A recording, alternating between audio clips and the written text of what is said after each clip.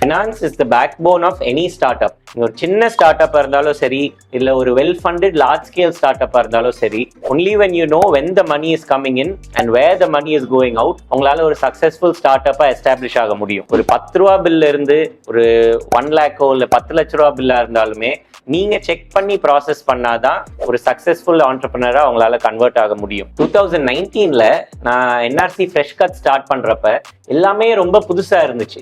எனக்கு ஒரு reference point of ஃபெயிலியரோ இல்லை ரெஃபரன்ஸ் பாயிண்ட் ஆஃப் சக்சஸோ இல்லை. ஏன்னா இந்த இண்டஸ்ட்ரிக்கு நான் தான் ஃபர்ஸ்ட் சென்னையிலே கால் எடுத்து வைக்கிறேன். ஸோ அப்போ எல்லா ஆஸ்பெக்டையும் ரொம்ப பார்த்து பண்ணனால தான் such as sales, marketing and ரொம்ப இம்பார்ட்டண்ட்டாக ஃபைனான்ஸ் எல்லாமே எங்கள் கண்ட்ரோலில் வச்சு பண்ணனால தான் அப்போ 100 kgs per month பண்ணிட்டு இருந்த ஒரு பிஸ்னஸ் நாங்கள் இப்போ 2025ல 10 tons per day பண்ண முடிஞ்சது. ஸோ ஆஸ் அன் ஆண்டர்பிரினர் என்னோட எக்ஸ்பீரியன்ஸ்ல இருந்து சேல்ஸாக இருக்கட்டும், மார்க்கெட்டிங்காக இருக்கட்டும், ஆப்ரேஷன்ஸாக இருக்கட்டும், இது எல்லாமே கொஞ்சம் மிஸ்டேக்ஸ் பண்ணி அப்பப்போ நம்ம லேர்ன் பண்ணி ரேப்பிடாக க்ரோ ஆகலாம். ஆனால் ஃபினான்ஸில் மட்டும் நம்ம ஏதாவது மிஸ்டேக்ஸ் பண்ணிட்டோம்னா அதுலேருந்து திருப்பி வரவே முடியாது. So my small advice to you, be very very very careful with your finances.